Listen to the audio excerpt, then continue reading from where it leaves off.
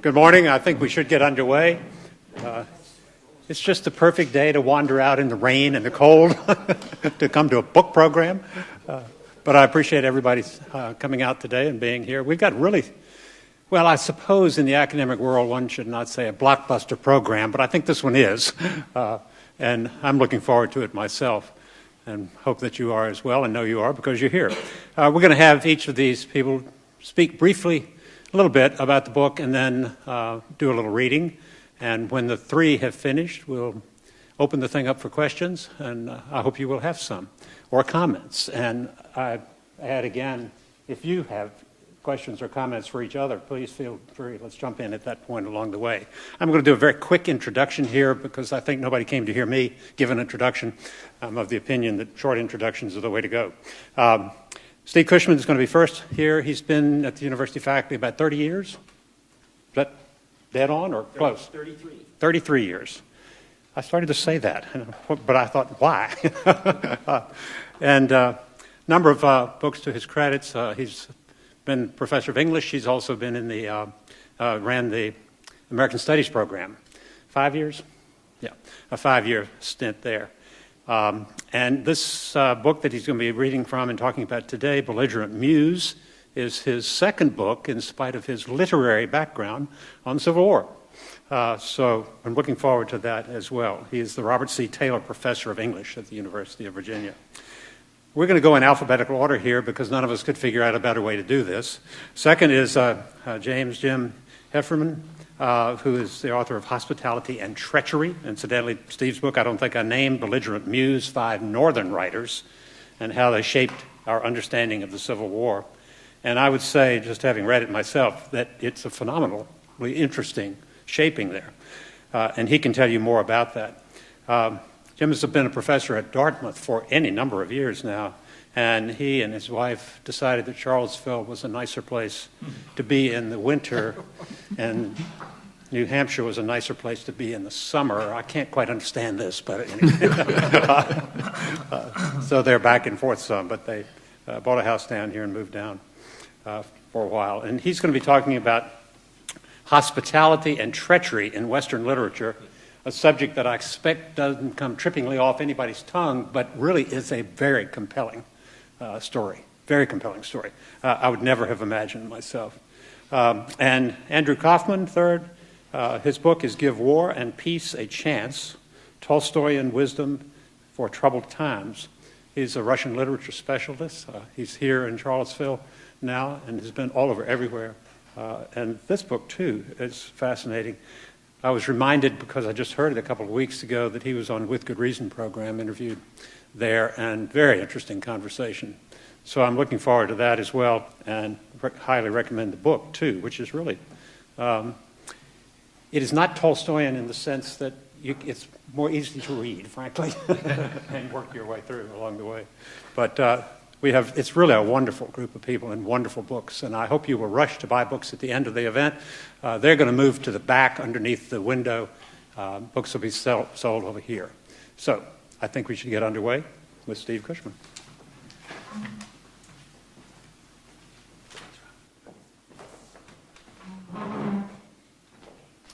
Thank you very much for coming out on such a splendid day. I'm looking at a big clock here that has not been adjusted for daylight savings time, but that's still good. I should be able to keep the minutes straight. We've been asked to talk about 15 minutes, so you need to set your biorhythmic clocks for that amount of time. As I understand it, the title of our panel is Literature Through the Lens of History, and I have to start right off by flipping the terms for the book I'm going to be talking about and say that what I'm interested in, or what this book is about, is history through the lens of literature. And basically the backstory is very simple. I have been teaching in the English department 33 years, but before I ever decided I could not live without sonnets and comma splices, I was a very young student of the American Civil War. I turned 6 in the first year of the centennial, and I don't know if other people remember this book, but there was a great book called The American Heritage Picture History of the Civil War with a text by Bruce Catton. And if you've ever looked at those black and white photographs, they are another world altogether. So I've had this bug for a very, very long time, and what I noticed is that I would find myself becoming impatient with either groups that I found myself in. If I was among English people, literary scholars, I became impatient at how little they knew of the military history of the Civil War. And if I was among Civil War historians, military historians, I became impatient with how little they paid attention to the beauties of the language of the people who are writing. Let's take Lincoln, for example.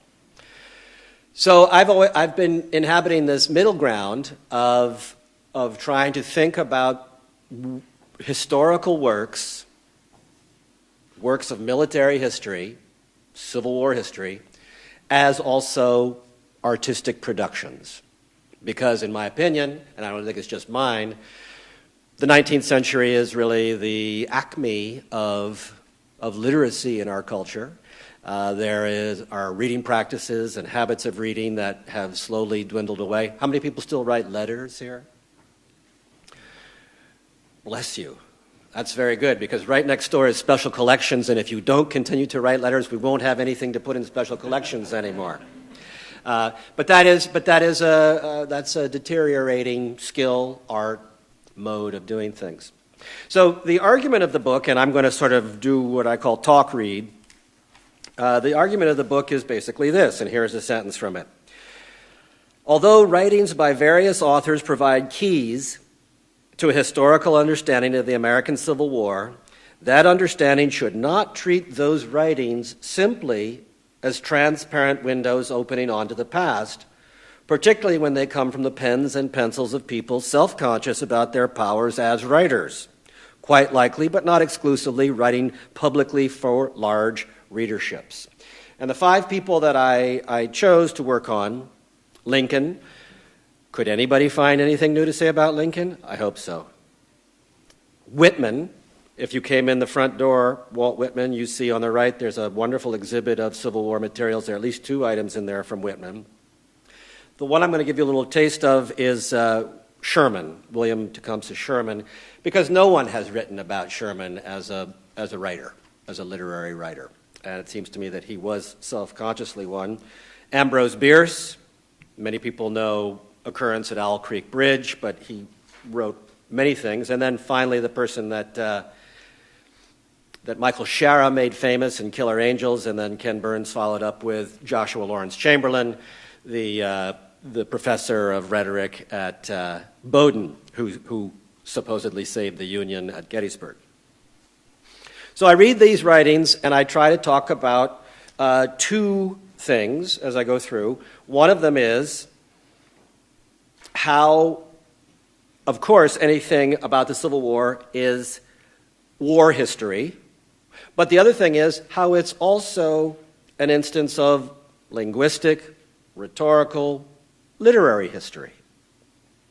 If you were a middle-class family in the Northeast after the war, you had on your coffee table or in your bookshelf the 2 volumes of Grant's personal memoirs. They were just fixtures of American middle-class homes. Sherman was sort of the second most famous of the memoirs, although he came first. So that's what I'm going to talk about, and I thought I'll give you a little sense of it, and then I'll make way for my friends on the panel. So here's a little bit from the Sherman chapter. And for many people, I realize Sherman means gone with the wind, right? The devil, Sherman, and so on. But he's actually a very complicated fellow, and I'm going to pick this up having talked just in the paragraphs before this about his great love was going to the theater. He loved going to the theater. And when he finished his memoirs, the last sentence of his memoirs was, there's 1,000 pages worth, And I feel sure that I can travel this broad country of ours and be each night the welcome guest in palace or cabin, and as all the world's a stage and all the men and women merely players, I claim the privilege to ring down the curtain.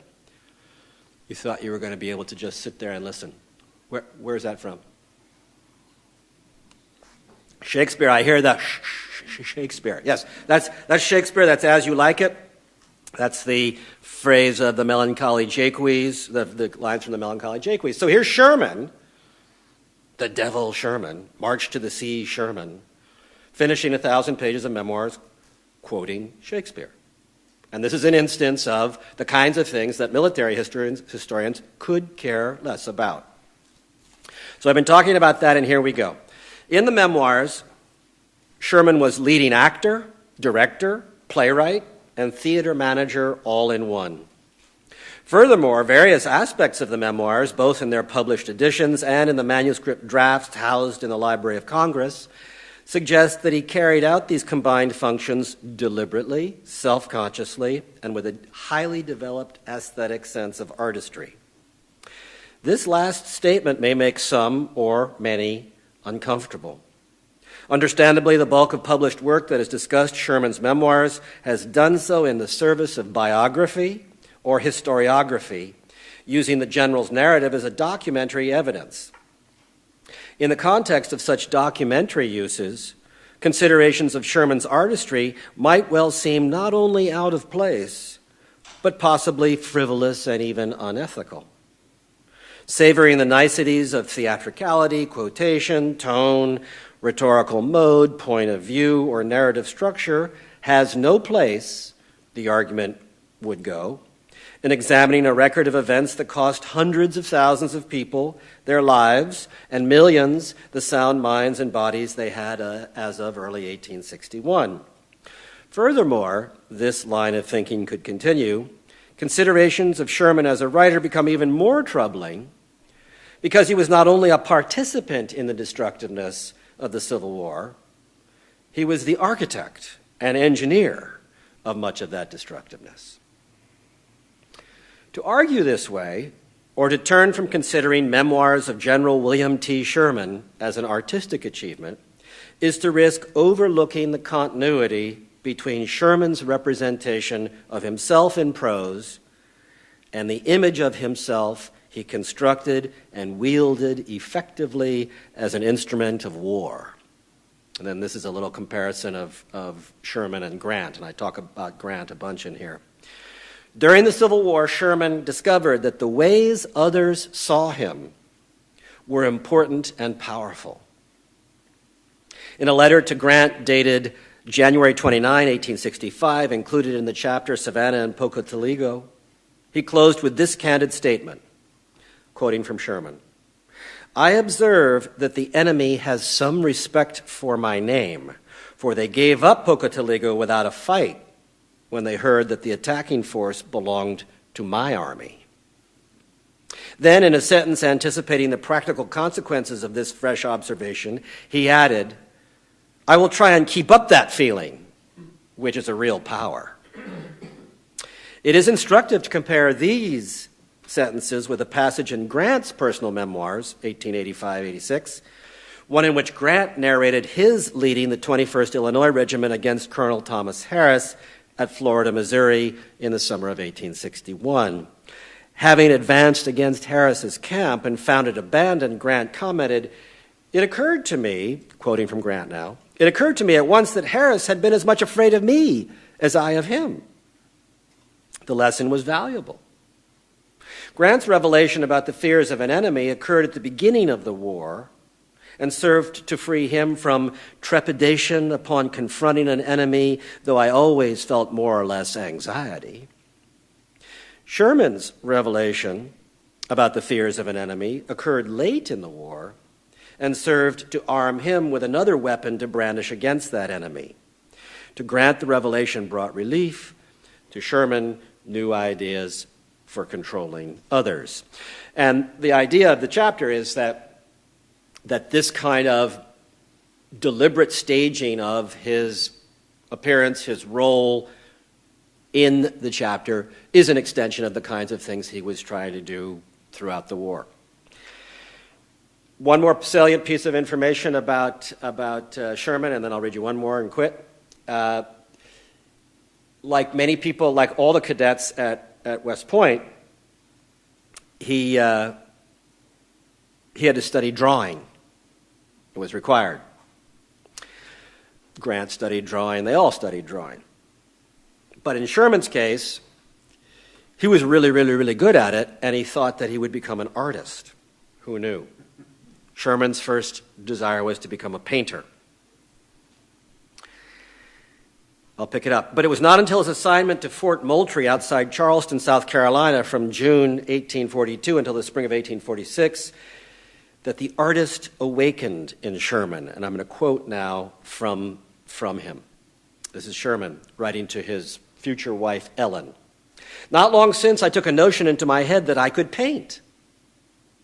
I went to the city and laid in a full set of artist's equipments, prepared my studio, and without any instructions whatever, have finished a couple of landscapes and faces which they tell me are very good.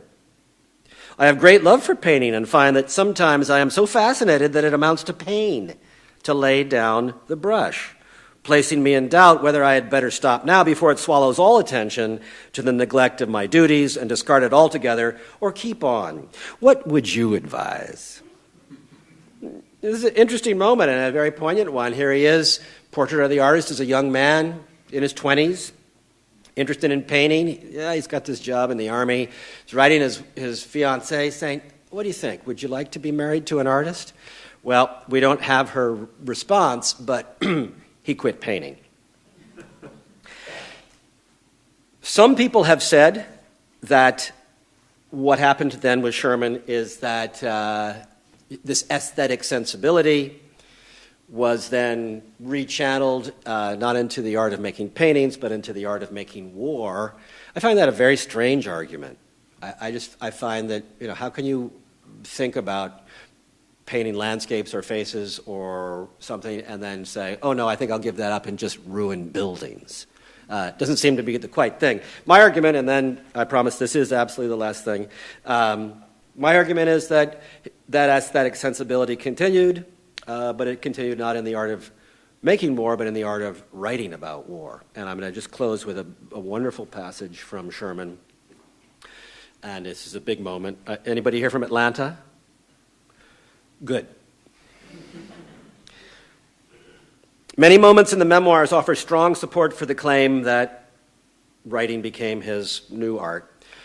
But one that stands out both because of the quality of the writing and because of the historical significance of the moment the writing describes, narrated Sherman's departure from Atlanta with his army of 60,000 as it began the march to the sea about 7 a.m., November 16, 1864. This is a hugely important moment on about 8 levels. Lincoln has just been reelected, so this is a huge moment, but here's how he writes about it. It's a beautiful set piece. Behind us lay Atlanta, smoldering and in ruins, the black smoke rising high in air and hanging like a pall over the ruined city. Away off in the distance on the McDonough Road was the rear of Howard's column, the gun barrels glistening in the sun, the white-topped wagons stretching away to the south. And right before us, the 14th Corps, marching steadily and rapidly with a cheery look and swinging pace that made light of the 1,000 miles that lay between us and Richmond. Some band by accident struck up the anthem of John Brown's Soul Goes Marching On. The men caught up the strain, and never before or since have I heard the chorus of Glory, Glory, Hallelujah done with more spirit or in better harmony of time and place. That's not just a historian, that's a writer. Thanks very much.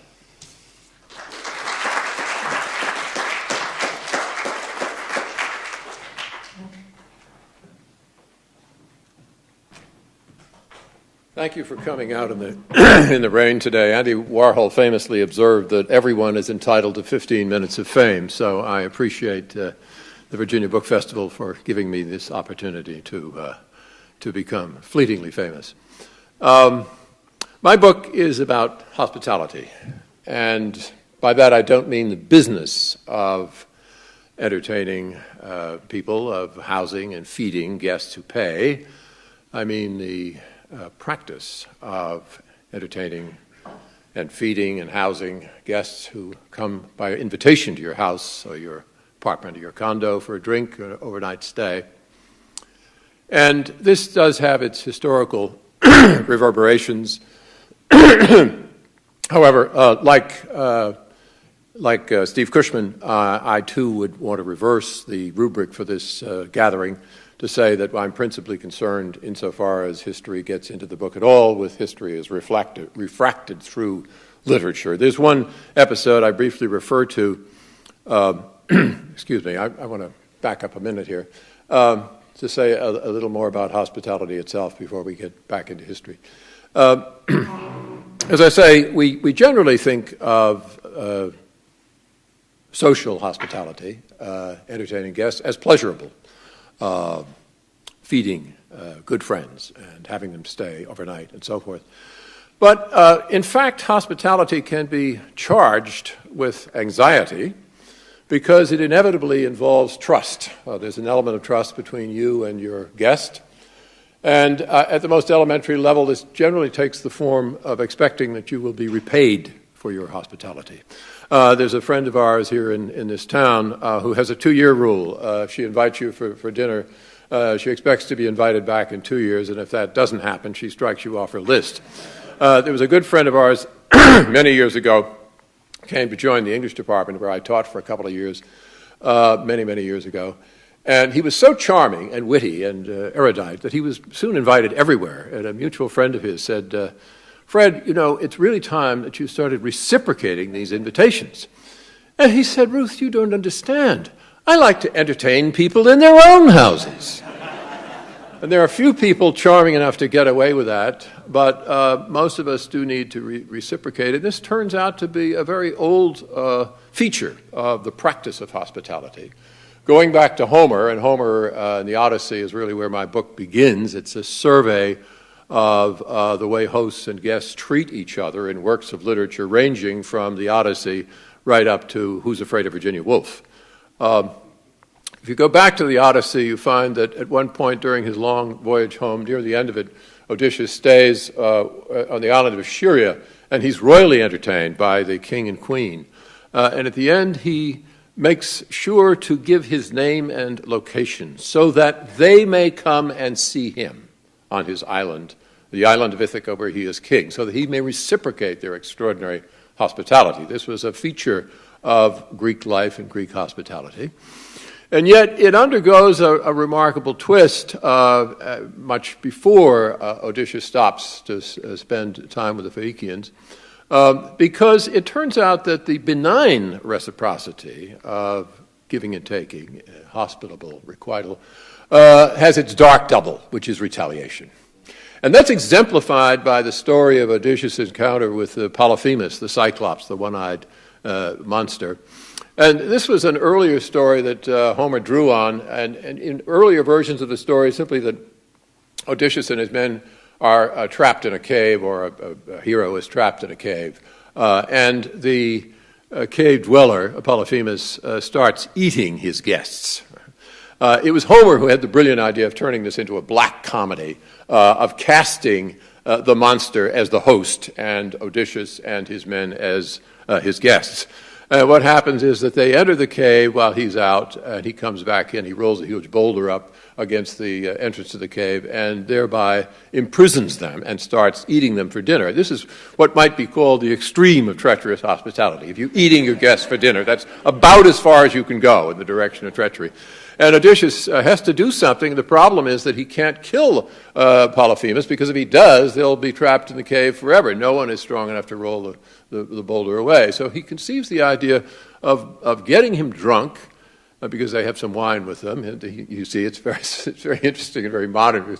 The Greeks actually have brought some wine with them to give to their host, which we still do these days.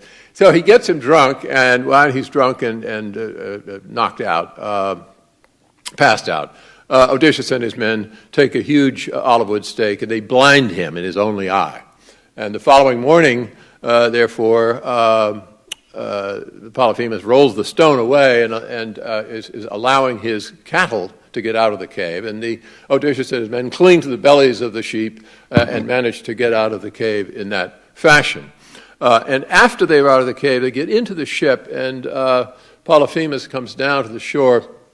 And that is the point at which Odysseus can't resist the temptation to give his name, right? Because he wants Polyphemus to know who has mastered him. So he gives him his name, Odysseus, king of Ithaca, and so forth. And that gives Polyphemus the means to take a terrible revenge. He calls down a curse upon Poseidon, to his father Poseidon, the god of the sea, that Odysseus will lose all of his men. If he ever gets home, he'll be shipwrecked, he'll be desperate and a beggar, and that's the price that will be paid for having blinded Polyphemus. So you see how in this story Homer reworks this whole pattern of reciprocity to turn it into treacherous hospitality. Now, as I said, there is some history in this book which is then refracted through literature, which focuses principally on works of literature. And I want to read a few paragraphs from a discussion of the plays of Shakespeare, some of which derive from history, some more historical than others. The one I want to focus on here is King Lear, and it's not officially a history play because the historical facts on which it's based are very thin indeed. So it's very difficult to talk about how he's refracted it. So I'm not going to dwell on that point. What interests me about Lear is that it's a study of hospitality between a father and his children.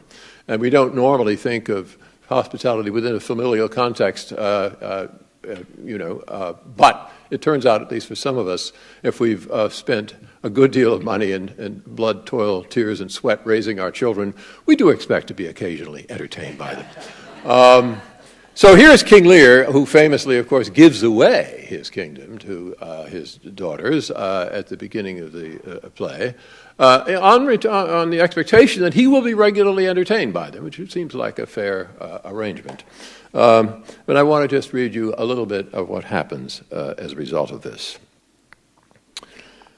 One daughter, Cordelia, is of course banished because she refuses to say how much she loves him. The other two get all of the kingdom, Goneril and Regan. So I want to, for a minute, see Lear through the eyes of Goneril and Regan, just as a kind of thought experiment. To Goneril and Regan, Lear seems the most insufferable guest ever inflicted on any house. As soon as I learned on my first reading of the play that he planned to stay with each of them by turns for a month at a time, I thought instantly of my maternal grandmother. Widowed before I was born, she sold her house in Brookline, Massachusetts, when she was about 75, and then decreed that each of her married daughters, her sons were largely spared, should house her by monthly turns. So 2 or 3 times a year, she would displace one or more of her grandchildren to take up residence in a bedroom where she expected and regularly got breakfast in bed before taking most of the day to dress for cocktails and dinner. She did not need nursing care, which came later in a nursing home, and since she occasionally said amusing things, as well as proving herself a crack shot with a BB gun, one day she nearly hit one arm of the weather vane on top of our garage, making it spin, her entertainment value helped to alleviate her disruptive effect. But when I recall that my mother had to accommodate her while also feeding, housing, and managing 8 children, I am freshly awed by my mother's stamina. To be fair to both my grandmother and King Lear, I must recognize that for most people, old age eventually entails some kind of dependence. The folktale story of Lear's dividing his kingdom on condition that his daughters maintain him and his 100 knights seem bizarre, senseless, and prehistoric. But beneath it lies the commonplace fact that many elderly people need custodial care, or at the very least some relief from the burden of keeping their own house, as my grandmother did. Before Congress established Social Security in 1935, older people in America often bargained with their children by trading the promise of an inheritance for love and care, both of which might be withdrawn if the property was conveyed too soon. Social Security has slightly alleviated this problem, but hardly covers the cost of care. To get it nowadays, elderly people of means sometimes hire professional caregivers at great expense or enter a continuing care community which offers them a comfortable apartment and prepared meals, plus nursing care whenever they come to need it. In giving up their houses or a considerable chunk of their assets or both to buy this kind of maintenance, as often happens, they are doing something like what Lear did on a much more extravagant scale. He gives up all responsibility and everything he owns in return for continuing care. But the care must be furnished by his daughters. Leaving aside the irrationality of the way Lear divides his kingdom, making the size and value of each share, depending on which daughter can sound most sycophantic, banishing his dearest daughter just because she won't compete in the sycophancy sweepstakes, leaving aside the irrationality of the way Lear divides his kingdom, consider what he expects Regan and Goneril to do for him every other month. To visualize what they faced when Lear came calling, I must reimagine my grandmother as a capricious, cantankerous old man, trailing 100 obstreperous young ones, all of them clamoring for food, drink, and lodging in my house. Under these conditions, I would all too readily agree with Goneril when she tells her father, "Here do you keep 100 knights and squires. Men so disordered, so debauched and bold, that this our court, infected with their manners, shows like a riotous inn. Epicurism and lust make it more like a tavern or a brothel than a graced palace." Wholly undisciplined by Lear himself, who has apparently given up even his responsibility for his train, the 100 randy knights and squires disporting themselves in this house and infecting its servant girls resemble nothing so much as the suitors who took possession of Odysseus' house in his absence, wasting his food and debauching his serving maids.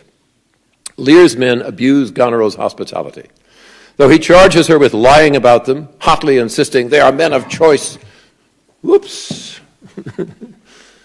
Okay.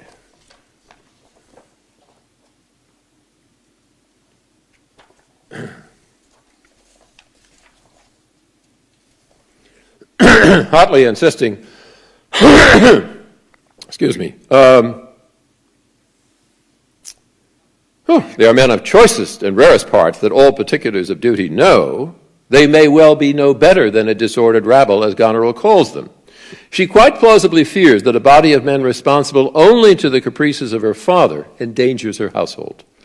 Whether Lear or Goneril exaggerates, or whether both of them stretch a truth that lies somewhere in the middle, we might plausibly wonder, as Regan does, how in one house should many people under two commands hold amity. Nevertheless, these people are psychically essential to Lear as the vestigial sign of his royal status. In giving away his kingdom to Goneril and Regan, he not only demands that they take turns housing him and his 100 knights, he also declares that he will retain the name and all the additions to a king. The word additions signifies royal titles and honors, all the distinctions that follow him as in his train. But it surely also includes all the men in his train as well, all those added to him so as to manifest and proclaim his importance wherever he goes. They embody his sense of royal identity. Just as he recoils when Goneril's steward calls him my lady's father rather than your majesty, he rages at her demand that he dismiss half his followers within a fortnight and promptly resolves to seek refuge for himself and all his men with a kind and comfortable Regan. When he finds Regan at Goneril's castle, however, she offers him neither kindness nor comfort. In the prophetic words of the fool, she tastes as much like Goneril as a crab does to a crab. Away from home and out of provision, she says, she cannot entertain Lear until the end of the month, so till then he should shed half his train and return to Goneril. Lear's response to this plausible suggestion sounds wildly irrational. Rather than returning to Goneril with only half his train, he says, he would sooner live like a beast in the open air. But from Lear's perspective, stripping him of half his train means stripping him of his manhood, reducing him to what he later calls a poor, bare, forked animal. Only if we grasp this point can we understand why the gradual and relentless subtraction of his followers drives Lear to the brink of madness. So just to sum up, there's a lot more on Lear and there's a lot more on the rest of Shakespeare. This particular play fascinates me and looked at through the lens of hospitality because it stages, on the one hand, the almost theatrical practice of hospitality among the wealthy and powerful in the Elizabethan era, where hospitality meant a gigantic show. If the Queen came to visit you, by God, you went broke entertaining her, right? But this is juxtaposed in the play of King Lear with a kind of charity which is identified with Christian hospitality that is meeting the most elementary need for food and shelter. And Lear moves from one kind of hospitality to another discovers his desperate need for food and shelter, the most elementary needs that any human being, king or beggar, can have. Thank you.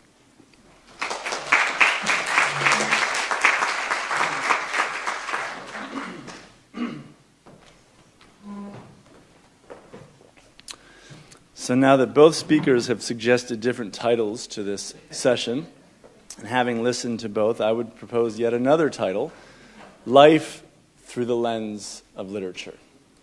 Not just history through the lens of literature, but life through the lens of literature. And this really captures what it is that I'm trying to do with Tolstoy. I'm less interested in setting Tolstoy just in a historical context. I do that. But even more importantly, I want readers to appreciate how this novel that so many people are intimidated by really can speak intimately and directly to every one of us in 2015.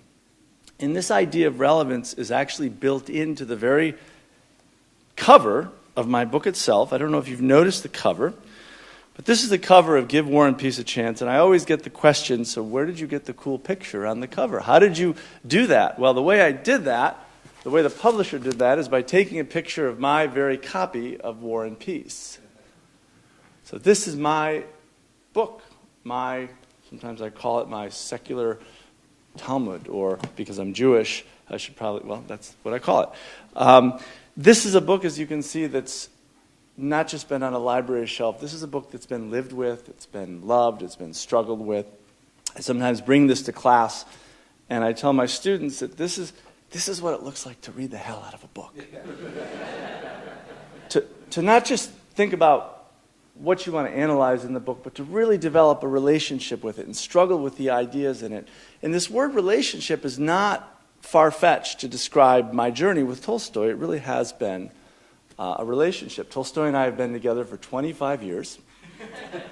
It's been one of the longest relationships of my life. And it's also been a very intense relationship, as I observe my wife back there, who has seen me lovingly caressing the tattered pages of this copy of War and Peace. We've had our ups and our downs. I'm talking about Tolstoy and I. We've had our disagreements. We went through what I thought was a divorce after graduate school. I refused to read a word of Tolstoy for reasons that we can talk about. But as with any good long-term relationship that lasts, every couple of years or so, I rediscover the reasons that I fell in love with Tolstoy in the first place.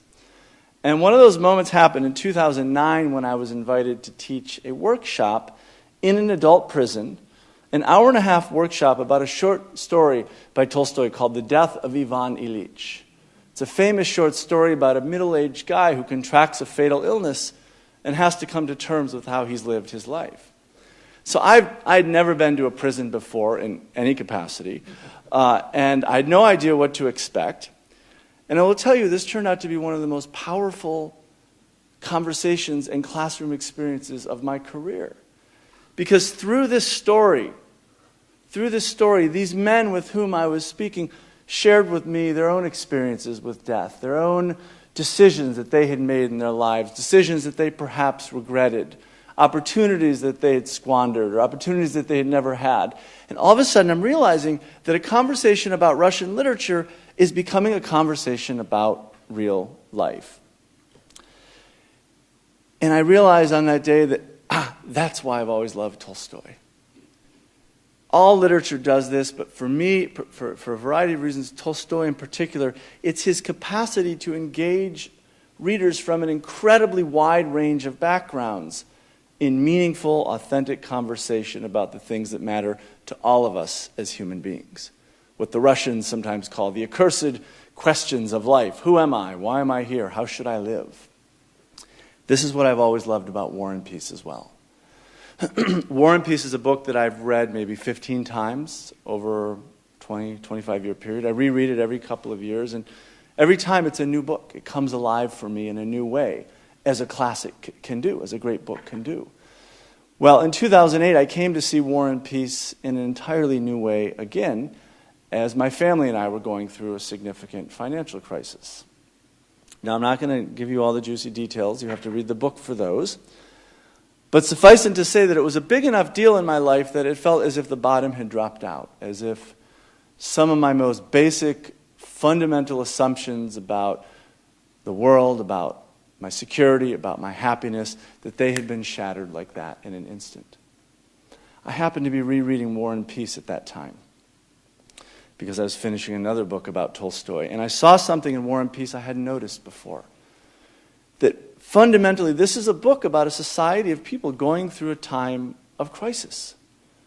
This is a book that takes place during Russia's wars with Napoleon in the early 1800s and describes Napoleon's failed invasion of Russia in 1812. This is a world in which people's lives are literally being turned upside down by the forces of war and social change and spiritual chaos. And characters in this novel are asking, how do I find meaning and fulfillment and even happiness in such troubled times? It's a question that I was asking very personally back in 2008, as I think many of us were in this country. Many of us still are asking that question. So War and Peace, I came to realize, is perhaps the classic for our times.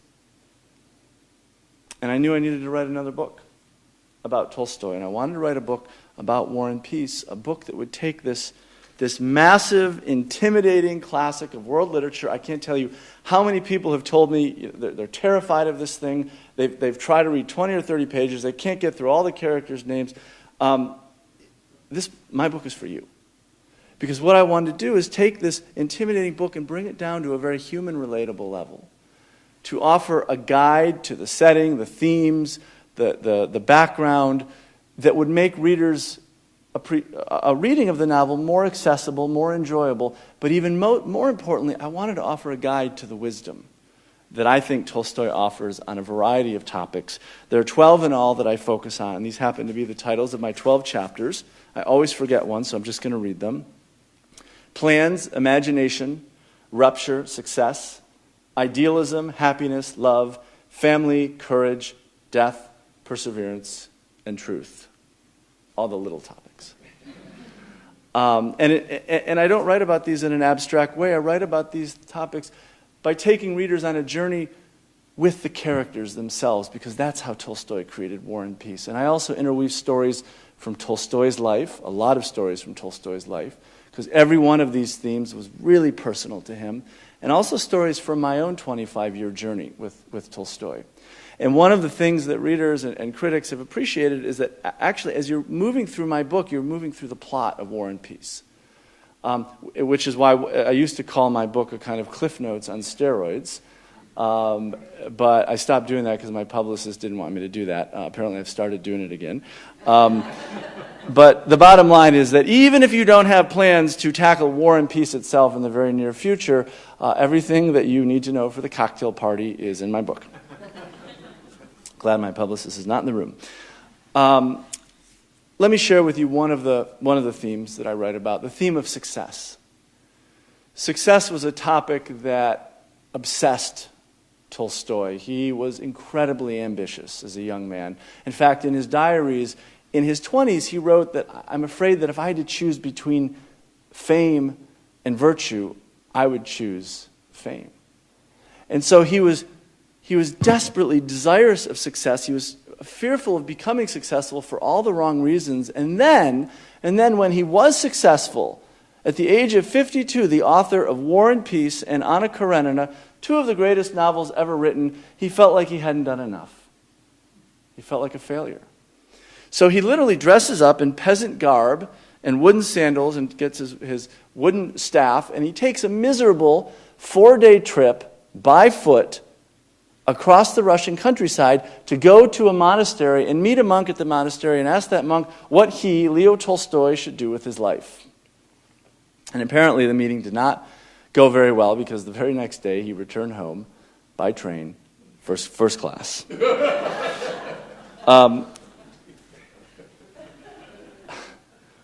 There's lots of stories like that in the book. This guy was so quirky and so contradictory, like many of the people that we've been talking about. The question, the anxiety that that motivated this trip is really one that any one of us in this room can relate to. And it is that question of, what is success? If Tolstoy wasn't successful, then who is? How do we know when we've arrived? How do we know when we have achieved success? Well, this is a question that one of the characters in War and Peace grapples with in a very profound way. Prince Andrei Balkonsky, who's one of the heroes of the novel, is 27 years old when the book opens, and he would seem to have everything. He's got a terrific family. He's very smart. He's on his way to a successful career. He's got a beautiful pregnant wife. None of it is good enough for him. So he abandons his wife and his family. He goes off to the Russian countryside to join the Russian war effort against Napoleon because he wants glory on the battlefield. That's going to fill the void in his life, he thinks. And on the evening before the Battle of Austerlitz, he is musing that the next day he is going to single-handedly lead the Russians into victory over the French and win the St. George Cross and become famous throughout the land. And so passionately interested is he in that moment of glory, in that moment of transcendence, that he's willing to give up everything for it. His family, his friends, even his wife and his unborn child. Here's what really happens during battle the next day. He runs off into the battlefield. He gets whacked over the head by an enemy soldier's musket. He's knocked on his back. He falls onto his back, onto the battlefield. He looks up at the sky and he sees the lofty, infinite sky with the clouds creeping across it. And he thinks to himself, how is it I've never noticed that sky before? Good question. This is from my book. How is it any of us fails to see the bigger picture as we so often do, confusing the contentment we seek with the narrower visions of conquest we pursue? Like Andrei, we frequently misunderstand the true nature of reality. Life, Tolstoy says, isn't a fast elevator shooting us up to the top floor, but a continuous river of individual moments flowing endlessly into one another. The Battle of Austerlitz, which would go down in history as a terrible loss for Russia, is one of the great moments of Prince Andrei's life, but not for the reasons he might have thought. The majesty of battle would seem to be his for the taking, or at least the taking in, when wham, life in the form of a soldier's musket hits him over the head and knocks him into a new consciousness.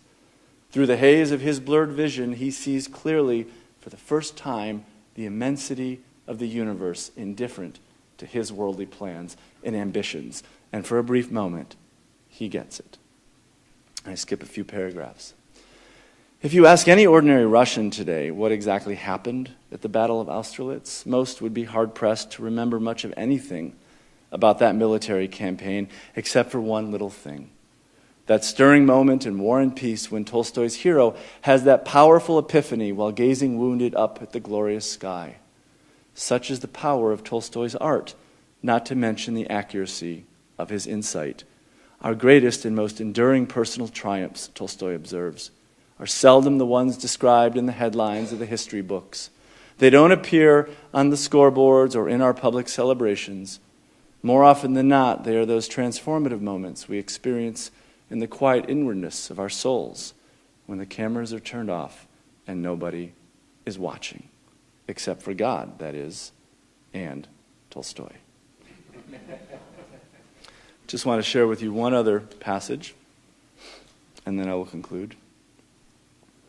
This is a passage from the chapter called Perseverance in my book, which is one of the last chapters in the book. And to just set the stage,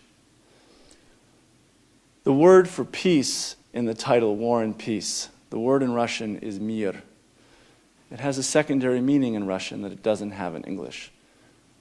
It has many meanings. One of them is world or cosmos.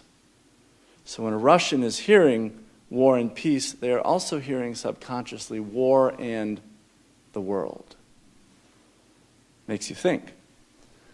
I think this gets at one of the central ideas of War and Peace, which is the idea that life is about struggle. Yes, there are incredible moments of bliss and happiness, and Tolstoy managed to depict those as powerfully as any other writer that I know. But fundamentally, life is about change, it's about uncertainty, it's about struggle.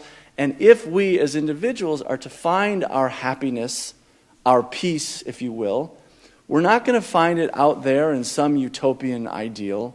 We're not going to find it in some social or political ideology. We're only going to find it right down here in the rough and tumble of our messy world and within our own imperfect lives. And nobody learns that lesson more powerfully, more personally, than one of my favorite characters in the novel, Pierre Bezukhov, who's one of the main heroes of the novel. And at the moment where I'm going to pick up from, he's been marching and has become a prisoner of war. And he's been marching in French captivity as a prisoner of war for the past 6 weeks. He's told that he's going to be executed. And so he's brought to the firing squad. Well, he realizes that that was just a joke. He's just been there to witness an execution. That was one of the cruel jokes that the French and even the Russian czars like to play on their political prisoners. But that moment in which he sees a young factory worker about his age being shot through the head and the blood trickling through the blindfold and slumping onto the wooden post, that moment when Pierre realizes that that could have been him is enough to shatter his entire conceit about everything, about life, his faith in God, the purpose of existence. He has literally hit bottom. And in that moment, he's thrown into a shed, and there he meets a man. And this is from my book. The man sitting next to Pierre is Platon Karatayev, an old peasant who has ended up in French captivity while serving a mandatory 25-year service in the Russian Imperial Army as punishment for having once trespassed on a neighbor's property. No stranger to suffering himself, Platon knows what Pierre is going through, and so he consoles the young fellow not only with his soothing words, but by doing something seemingly quite unremarkable. He gives Pierre some potatoes. Now, these are not the first potatoes Pierre has ever eaten. If you've ever glanced at a menu in a Russian restaurant, you know that Russians have as many ways of preparing this ubiquitous national vegetable as Eskimos have of naming snow. But these might be the first potatoes he has ever really tasted. More than physical nourishment, these modest little hunks of carbohydrate handed to him in an act of simple kindness are spiritual sustenance as well, reconnecting him to the human family, to the earth, to himself. They bring Pierre back to life. And I skip a few paragraphs. There in that dark shed, on the darkest day of his life, Pierre touches something solid and transcendent in his now pulverized world. He glimpses that elusive it, the real thing. We've all had that moment when our ordinary, perhaps even crummy life suddenly strikes us as something pretty extraordinary after all. Just when you're ready to throw in the towel over a job, a relationship, an addiction, an illness, over life itself, grace may magically intervene, illuminating a fresh possibility you hadn't imagined, offering an entirely new way of seeing an all too familiar problem. Ah, now it makes sense, you're tempted to shout. You don't, of course, for you've discovered a secret gift that need not be advertised to the world. And that private little heaven is what we have earned by marching through hell. Had Pierre merely been told that he might have achieved that illumination by following the prepackaged advice offered by the Freemason Bazdiev, all those chapters back, his discovery surely would have seemed less striking, dull, and cheap even. His realization in captivity is so compelling to him, and thus to the reader, in direct proportion to how long he has had to fight in order to achieve it. For 7 years, we've followed this young man through the ups and downs of his tumultuous journey as he careers from one grand failure to another. To find any nuggets of wisdom, he has first had to dig deep in the dirt, sift well through the dross. He has had to go through the war, in short, before he could find his peace. Thank you.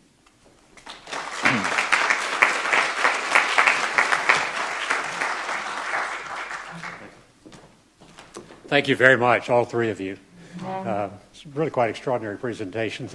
You know, one of the, personal experience, when I was going through graduate school in literature, it was rare, if not even considered gauche, to introduce personal elements into a dissertation or into papers.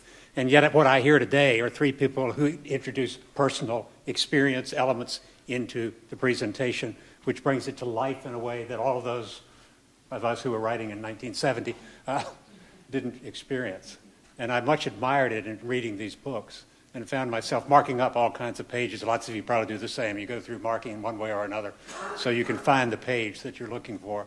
And even they did that today along the way. But questions from you or observations from the three of you about each other's work would be most appreciated at this point. Let's say something very quickly about, by the way, I very much enjoyed both of your presentations. Steve mentioned that Sherman quotes Shakespeare. And he also mentioned Joe Chamberlain. I was reminded that Neville Chamberlain in September of 38, on his third trip to Germany to try to persuade Hitler to back off, actually quotes Hotspur from Henry IV. And he says, because he's tried twice to get Hitler to see reason and has failed, he's going to try again. And he says, out of this nettled danger, we grasp this flower, safety. Of course, he hadn't realized that Hotspur is about to launch a rebellion that is going to be absolutely disastrous. But it strikes me that you could write at least an article, if not a book, on the uses of literature by historically major figures. Thank you. Others? Surely.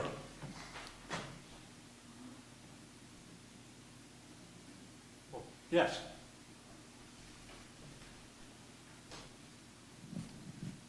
Thank you all. It was great. Dr. Cushman, can I put you on the spot?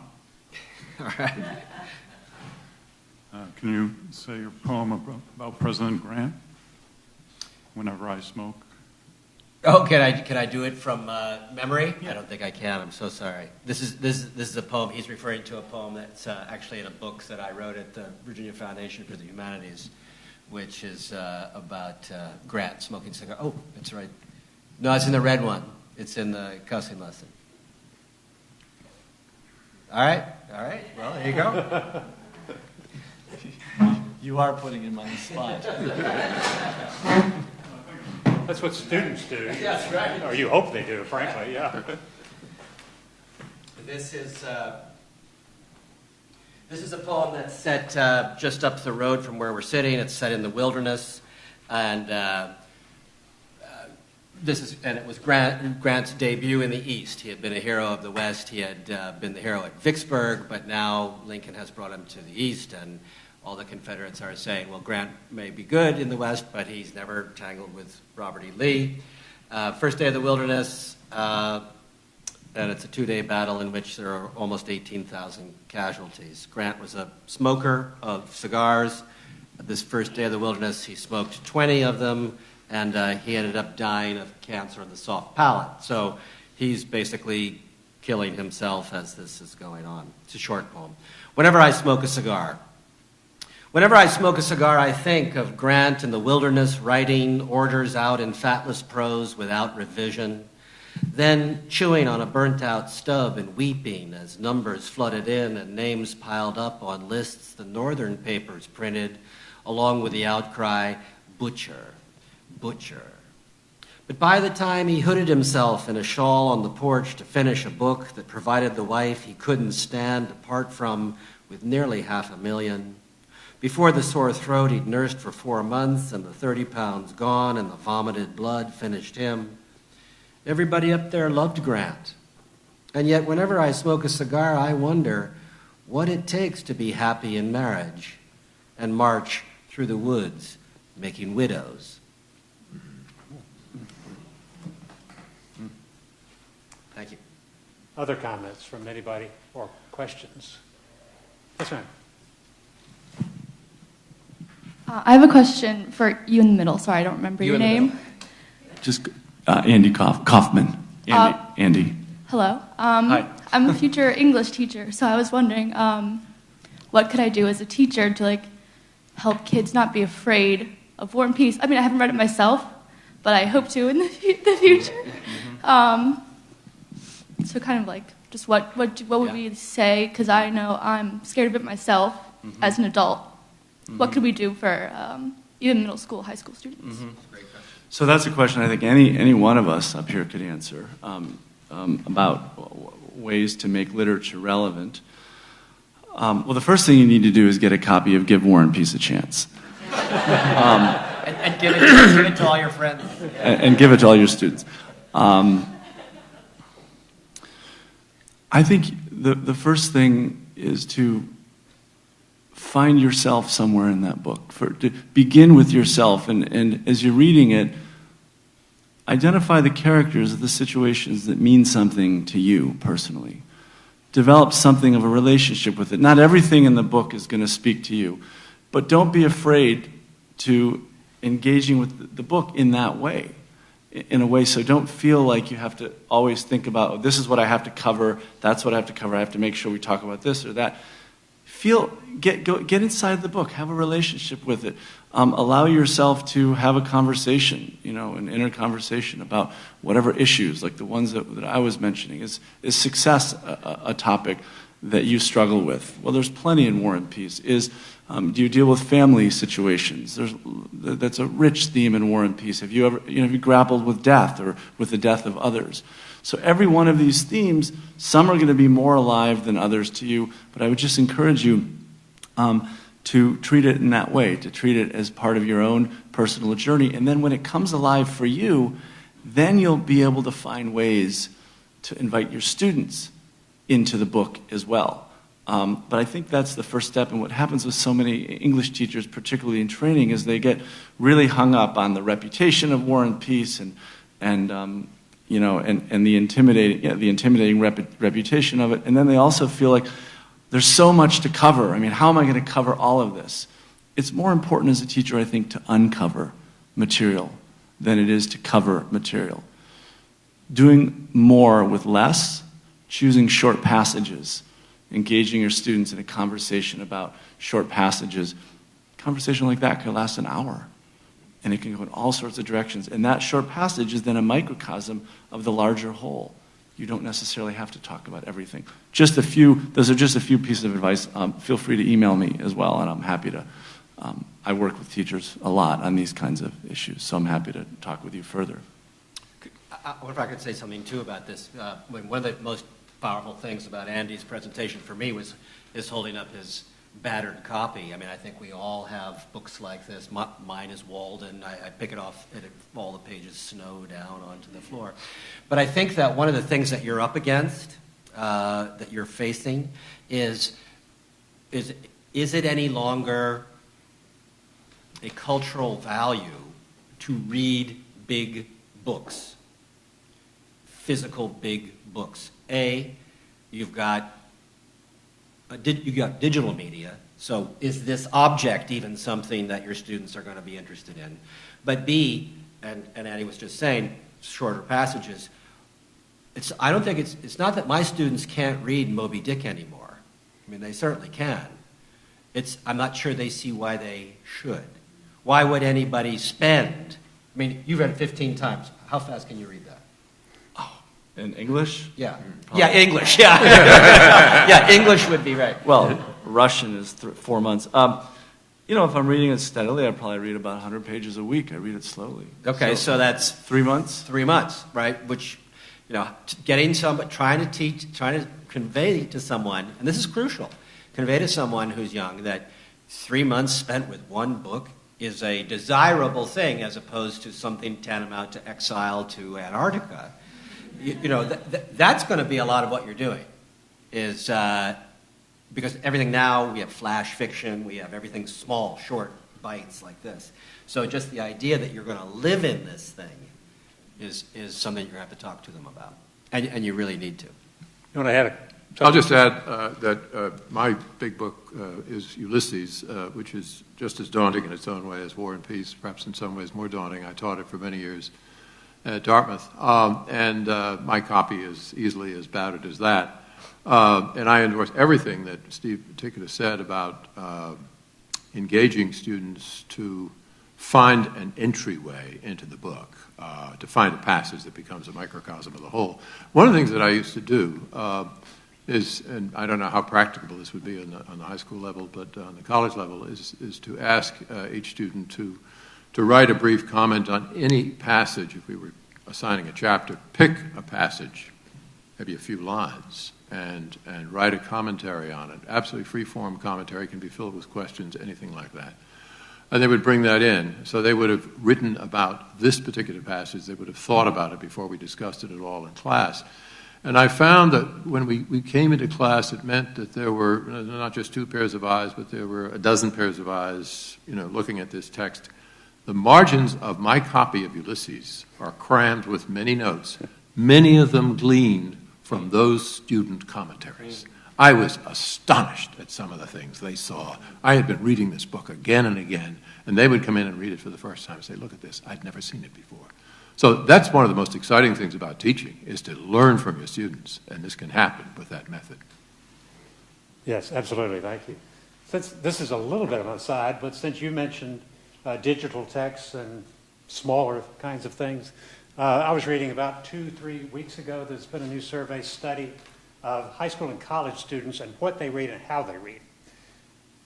Turns out about 95-1 prefer print books to digital text. And one of the students, a female college student, was asked, why? Why do you prefer to read a book? It's heavy, it's big, and she said, because it takes longer. Because it takes longer.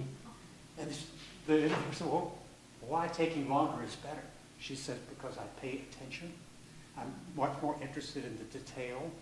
I follow the text and I can think through it. Whereas most people who read digital text skim, as it turns out. And so they don't pick up everything that they might want to pick up, and certainly the professor might want them to pick up. But this is personal choice. The only where that is not considered the best form is in a math class, for example, where a digital text has a lot of other things to its credit for a way that you might read that text as opposed to a narrative text. It doesn't cost $200. That's true, too. Although my son, who was not a math major, has had textbooks that are in the almost $200 range in religious studies, for example, of all places. Yeah. Other comments, other questions? I know we're winding down here along the way. Do you have any last words from the three of you? If not, buy our books. Well, I will say that for sure, yeah. But when I was listening to all three of these, I mark up books, as I think probably everybody in the room does along the way. But I picked up a slight theme from Steve's introduction that I flipped back to along the way that I was hearing today. The introduction starts, war destroys, destruction is its business. War descends from Old High German and means confusion or strife. One of the Old English cousins is worst. War is worst. It's the worst. But in the process of doing its worst, and I picked this up in all three. I mean, if you think the Tolstoy, if you think about Ulysses that you mentioned, and Sherman, and I really appreciated personally the particular passages that you read. They stuck out in my mind. I remembered them and was looking through it. But in the process of doing its worst, war can also make and create. Can make and create. We use the phrase war of words, for example, to forms of confusion and strife that are purely verbal. But the phrase also points to one of the major products of war, words themselves. I hadn't intended to use that, but boy, it's jumped out by the time we got to the third reader today that this is kind of a summary. I hope you will come back to many more book festival programs. Incidentally, I'm not sure that I said my name is Rob Vaughn. My wife is constantly saying, you never introduce yourself. I know some of you in this room and look forward to seeing you at other events. I think we're about 68% through with the festival, so if you haven't been to enough programs, you've got plenty of choices, and it's supposed to stop raining, so you can wander through the university or down to the downtown mall or other places around and join us. And I want to mention that somebody did mention radio interviews. VFH has two big radio programs, Backstory with the American History Guys, which has more than 6 million podcast listeners who come from, of all places, Russia, for example. And we have Russians who donate to the program. Not huge amounts of money, but $10 is from a Russian to get to the United States, or from Iraq and the like. And With Good Reason is much more local in its focus. Intentionally, it was to be about what goes on in Virginia's colleges and universities. The most recent station, without any effort on our part, we promoted Backstory worldwide, but without any effort on our part. The most recent radio station to pick up With Good Reason weekly is Hamburg, Germany. Mm-hmm. How did they find out? Mm-hmm. I don't know. Maybe they were listening to the interview on Tolstoy. But thanks for joining us. Please come back. I look forward to seeing you again. And thank you. Thank you very much. Yeah, wonderful. Yeah. Nice did you ever watch the BBC? That was terrific. If you would go. BBC with Anthony Hopkins. I have seen that. I love Three of that. you would join the table with back and talk. Okay, good.